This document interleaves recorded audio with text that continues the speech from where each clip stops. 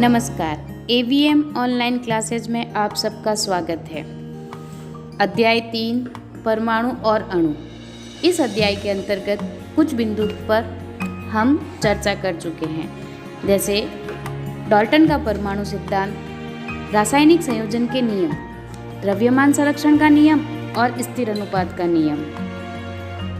आज हम इसी अध्याय के अंतर्गत परमाणु, द्रव्यमान, अणु और आयन के बारे में चर्चा करने जा रहे हैं। आइए सबसे पहले हम देखते हैं परमाणु द्रव्यमान।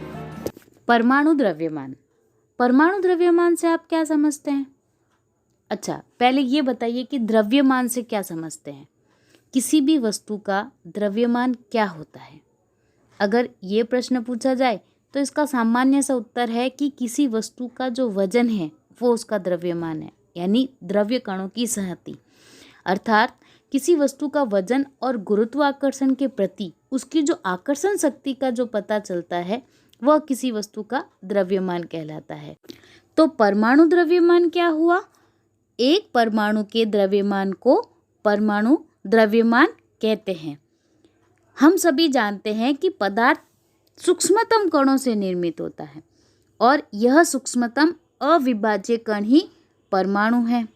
ये परमाणु स्वयं 3 पार्टिकल से बना है, प्रोटॉन, न्यूट्रॉन और इलेक्ट्रॉन, और इनका योग ही परमाणु द्रव्यमान कहलाता है। परंतु ये प्रोटॉन, इलेक्ट्रॉन, न्यूट्रॉन स्वयं इतने सूक्ष्मतम कण हैं कि इनका जो योग ज्ञात करना वह अपने आप में एक बहुत कठिन कार्य है। और तो फिर इनका किस तरह से इनका योग ज्ञात किया गया और कैसे इनके मान को निकाला गया, यानी परमाणु द्रव्यमान है उसका मात्रक क्या होता है, किस प्रकार ज्ञात किया जाता है। देखिए, जब भी किसी ऑब्जेक्ट के मास को हम नापते हैं तो हम एक यूनिट काम में लेते हैं ग्राम या किलोग्राम। जैसे हम बाजार गए, हमें आलू खरीदने हैं तो हम क्या कहेंगे, भैया 1 किलो आलू देना। तो ये 1 किलोग्राम क्या है? यूनिट मान है, यानी उसका मात्रक है। अगर वस्तु या पदार्थ कम मात्रा में है तो हम ग्राम का प्रयोग करते हैं, थोड़ी ज़्यादा मात्रा में है तो किलोग्राम का प्रयोग करते हैं, और ज़्यादा मात्रा में है तो क्विंटल या टन का प्रयोग करते हैं। इस प्रकार इन यूनिट का उपयोग करके हम पदार्थों के मास को मापते हैं। परंतु आप सोचिए, अगर हम मॉलिक्यूल या एटम की बात करें, यानी परमाणु की बात करें, तो परमाणु स्वयं इतने छोटे कण होते हैं कि उनको मापना बहुत कठिन कार्य है। अभी वर्तमान में तो हमारे पास बहुत सारी साधन उपलब्ध है, बहुत सारी तकनीक है, हमें बहुत सारी जानकारी भी है। लेकिन अगर 19वीं शताब्दी की बात करें तो उस समय इतनी जानकारी भी नहीं थी और इतनी तकनीक भी डेवलप नहीं थी। और हम ये भी जानते हैं कि ये इतने छोटे कण हैं कि उनको नग्न आंखों से देखा भी नहीं जा सकता। तो ऐसी स्थिति में किसी भी एटम का यानी परमाणु का द्रव्यमान नापना, ज्ञात करना अपने आप में एक बहुत कठिन कार्य रहा होगा। फिर भी उन वैज्ञानिकों ने इसके लिए बहुत सारे प्रयास किए। कैसे किए? उन्होंने सबसे हल्के तत्व को लिया, सबसे हल्का तत्व यानी हाइड्रोजन को लिया और उसको यूनिट मान माना। अब बाकी जो सारे तत्व थे वो नेचुरल हाइड्रोजन से भारी थे, तो उन्होंने उनके रिलेटिव मान को ज्ञात किया। जैसे मान लेते हैं कि जो हाइड्रोजन मास को हम 1 मान लें तो उसके बाकी तत्वों का जो भार होगा वो उसके संबंध में ज्ञात किया जा सकता है। जैसे उदाहरण के लिए, अगर हाइड्रोजन के मास को 1 मान लें और उसके कंपैरिजन में अगर हम ऑक्सीजन का मान लेवें तो ऑक्सीजन का जो 1 एटम है वो हाइड्रोजन के 1 एटम से जितना भारी होगा वह उसका यूनिट होगा, वह उसका यूनिट मान होगा। तो इससे ये निष्कर्ष निकलता है कि हाइड्रोजन के 1 एटम का जो मास या भार है उसे 1 यूनिट माना जाए और उसी यूनिट को उस समय नाम दिया गया एटॉमिक मास यूनिट, यानी परमाणु द्रव्यमान को ज्ञात करने के लिए सर्वप्रथम जिस मात्रक का उपयोग किया गया उसको कहते हैं AMU, एटॉमिक मास यूनिट। वर्तमान में कुछ परिवर्तन है। आजकल IUPAC के नवीनतम अनुमोदन द्वारा इसे यूनिफाइड द्रव्यमान द्वारा प्रदर्शित किया जाता है, यानी स्मॉल यू के द्वारा इसको प्रदर्शित किया जाता है। तो किसी भी पदार्थ के जो परमाणु द्रव्यमान है उसको हम AMU या स्मॉल यू यानी यूनिफाइड द्वारा प्रदर्शित कर सकते हैं। आगे चलकर वैज्ञानिकों ने परमाणु द्रव्यमानों की भिन्न भिन्न इकाइयों के बारे में विचार व्यक्त किए। वैज्ञानिक जब विभिन्न परमाणु द्रव्यमानों की इकाई के बारे में शोधरत थे तो उन्होंने प्रारंभ में प्राकृतिक जन्य ऑक्सीजन परमाणु के द्रव्यमान के 1/16 भाग को इकाई के रूप में लिया। इसके दो प्रमुख कारण थे। एक तो यह कारण था कि ऑक्सीजन अनेक तत्वों के साथ अभिक्रिया करके यौगिक बनाता है, और दूसरा कारण यह था कि इस परमाणु द्रव्यमान इकाई द्वारा अधिकांश तत्वों के परमाणु द्रव्यमान पूर्णांक में प्राप्त होते हैं। 1961 के पश्चात परिस्थितियों में कुछ परिवर्तन हुआ और उसी समय ये परमाणु द्रव्यमान का जो मात्रक है और उसको जो ज्ञात करने का जो तरीका है उसमें भी कुछ परिवर्तन हुआ।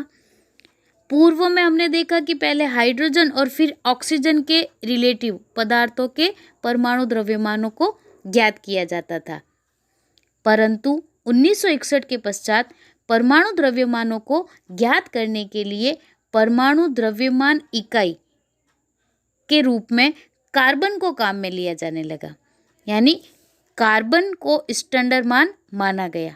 क्यों? क्योंकि कार्बन के बहुत सारे समस्थानिक थे, तो इसीलिए परमाणु द्रव्यमान इकाई कार्बन 12 समस्थानिक को मानक संदर्भ के रूप में सार्वभौमिक रूप से स्वीकार किया गया। अर्थात कार्बन 12 समस्थानिक के एक परमाणु द्रव्यमान के 1/12वें भाग को मानक परमाणु द्रव्यमान इकाई के रूप में लिया गया। इसको समझने के लिए मैं आपको एक छोटा सा उदाहरण देती हूँ। मान लीजिए एक तरबूज है। यह तरबूज 12 किलो का है। जिस फल विक्रेता के पास ये तरबूज है वह उस तरबूज को 1-1 किलो के 12 पीस में डिवाइड कर देता है, यानी 12 किलो का तरबूज है और उसने 12 फाक कर दी। अब 12 फाक यानी हर एक फाक कितने की है? 1 किलो की है। अब उसके पास दूसरे फ्रूट्स और भी है। दूसरे फ्रूट लेने के लिए जब लोग आए तो उसने उस तरबूज के एक हिस्से को यानी 12वें हिस्से को यानी एक फाक को स्टैंडर्ड मान लिया और उसी के कंपैरिजन में दूसरे फ्रूट्स को तोल के देने लगा। उसके पास वही मान था, वह उसी को रिलेटिव मान मानकर, चाहे उसके पास दूसरे जितने भी फ्रूट्स थे वो उसको कंपैरिजन मानकर उसको तोलकर उसको देने लगा। तो यहाँ पर स्टैंडर्ड मान क्या हुआ? उस तरबूज का एक फाक यानी उस तरबूज का जो वो 12वीं फाक थी वो जो हिस्सा था वो वहाँ का स्टैंडर्ड मान हो गया 1/12वां भाग।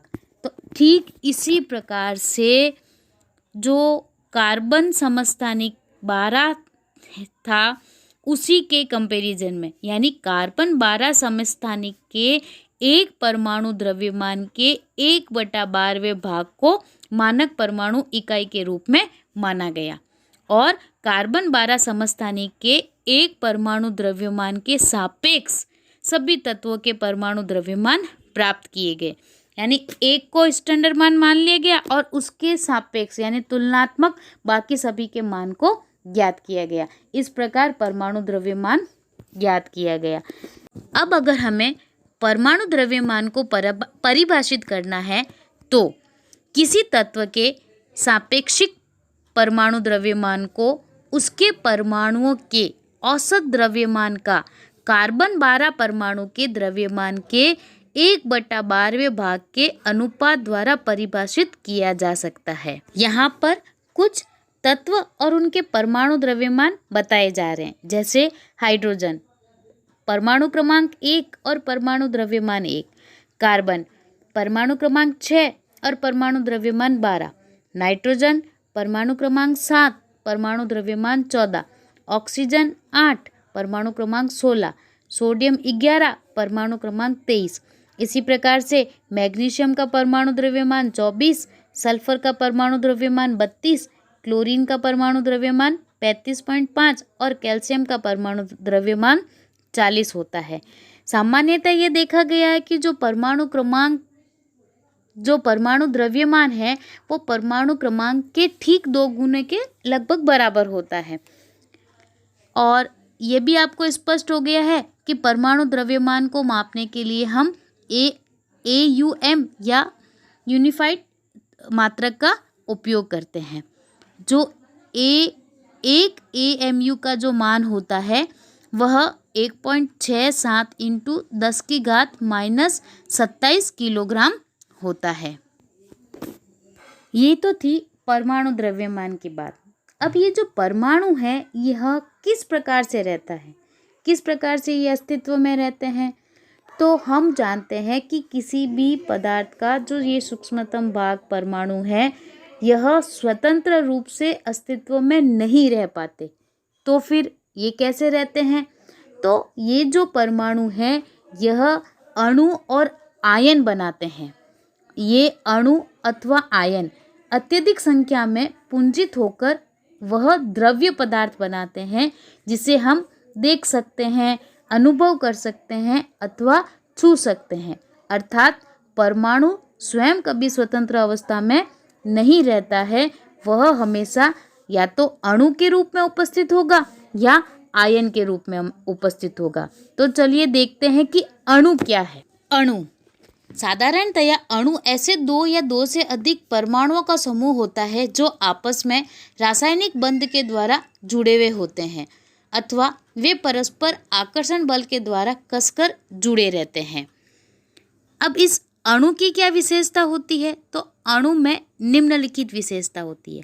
सबसे पहले अणु किसी भी यौगिक की सबसे छोटी इकाई या कण होता है। इसकी विशेषता यह होती है कि ये स्वतंत्र अवस्था में रह सकता है परंतु यह रासायनिक अभिक्रिया में भाग नहीं लेते। वैसे तो परमाणु के समान अणु भी बहुत ही छोटे सूक्ष्म कण होते हैं किंतु उच्च क्षमता वाले सूक्ष्मदर्शी के द्वारा इनको देखा जा सकता है। ये जो अणु है, ये जो यौगिक का सूक्ष्मतम कण है, इसमें उस यौगिक के सभी गुणधर्म उस यौगिक के सभी गुणधर्म को प्रदर्शित करता है। तो इस प्रकार आपने देखा कि अणुओं में उपरोक्त सभी विशेषताएं पाई जाती है। इन अणुओं की रचना समान परमाणु से भी हो सकती है अथवा भिन्न भिन्न परमाणु से भी हो सकती है। अर्थात एक ही तत्व के परमाणु अथवा भिन्न भिन्न तत्वों के परमाणु परस्पर सहयोग करके अणु का निर्माण कर सकते हैं। जब भी किसी तत्व के अणु एक ही प्रकार के परमाणु के द्वारा संचित होते हैं, जैसे कि आर्गन है, हीलियम है, तो उन्हें एक परमाणु कहते हैं जिनमें केवल एक ही परमाणु के द्वारा निर्मित होते हैं। एक परमाणु के कुछ अन्य उदाहरण और भी है, जैसे सोडियम, आयरन, एल्युमिनियम, कॉपर। ये सब एक परमाणु के उदाहरण हैं जिनमें एक ही प्रकार के परमाणु पाए जाते हैं। जब अणु 2 परमाणु से निर्मित होता है तो हम उसे द्विपरमाणु कहते हैं। अधिकांश अधातुओं में ऐसे ही पाए जाते हैं। उदाहरण के लिए ऑक्सीजन 2 परमाणुओं से मिलकर बना होता है, इसलिए इसे 2 परमाणु कहते हैं और इसको हम लिखते भी क्या है? O2 लिखते हैं। अर्थात ऑक्सीजन के अंदर ऑक्सीजन के ही 2 परमाणु उपस्थित है, इसलिए हम इसको द्विपरमाणु कहते हैं। Hydrogen, nitrogen, fluorine, chlorine, bromine और आयोडीन द्विपरमाणुक अणुओं के कुछ अन्य उदाहरण हैं और नीचे आप चित्र में स्पष्ट देख सकते हैं। जैसे हाइड्रोजन है तो देखिए इसके 2 परमाणु उपस्थित है, नाइट्रोजन है तो इसके भी 2 परमाणु उपस्थित है और N2 का निर्माण किया। फ्लोरीन है तो इसके भी 2 परमाणुओं ने मिलकर F2 के एक अणु का निर्माण किया। इसी प्रकार से क्लोरीन है तो क्लोरीन के 2 परमाणुओं ने मिलकर Cl2 के एक अणु का निर्माण किया, और इसी प्रकार से ब्रोमीन और आयोडीन, इनके भी 2-2 परमाणुओं ने मिलकर एक एक अणु का निर्माण किया। जब अणु में 2 से अधिक परमाणु उपस्थित हो तो उसको हम क्या कहेंगे? जैसे कुछ अन्य तत्व अधिक जटिल अणुओं के रूप में मौजूद होते हैं। उदाहरण के लिए अगर हम फास्फोरस की बात करें तो यहाँ फास्फोरस में P4 यानी 4 परमाणु उपस्थित होते हैं। यहाँ चित्र में आप स्पष्ट देख सकते हैं कि फास्फोरस के एक अणु में 4 परमाणु उपस्थित होते हैं, और यह क्या कहलाता है? यह चतुर परमाणु कहलाता है।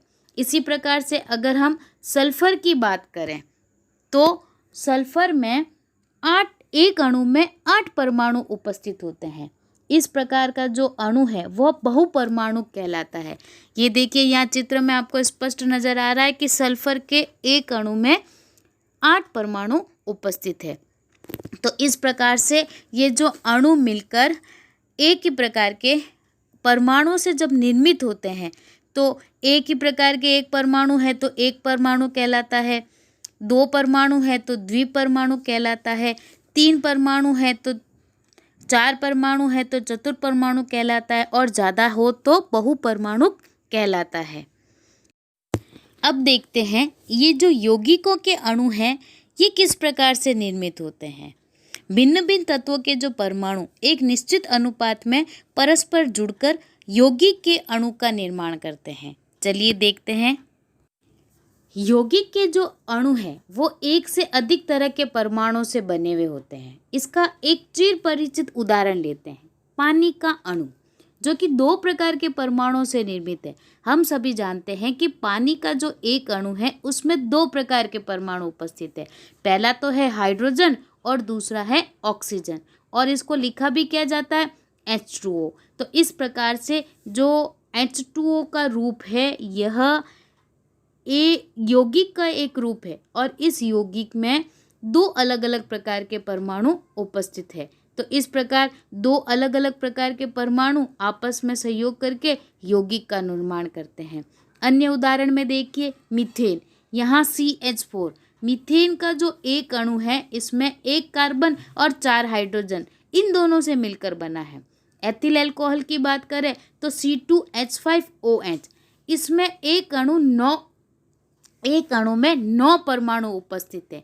2 परमाणु कार्बन के, 6 हाइड्रोजन के और 1 परमाणु ऑक्सीजन का। इस प्रकार हमने देखा कि जो यौगिक के जो अणु है वह अलग अलग परमाणुओं से मिलकर बना हुआ होता है।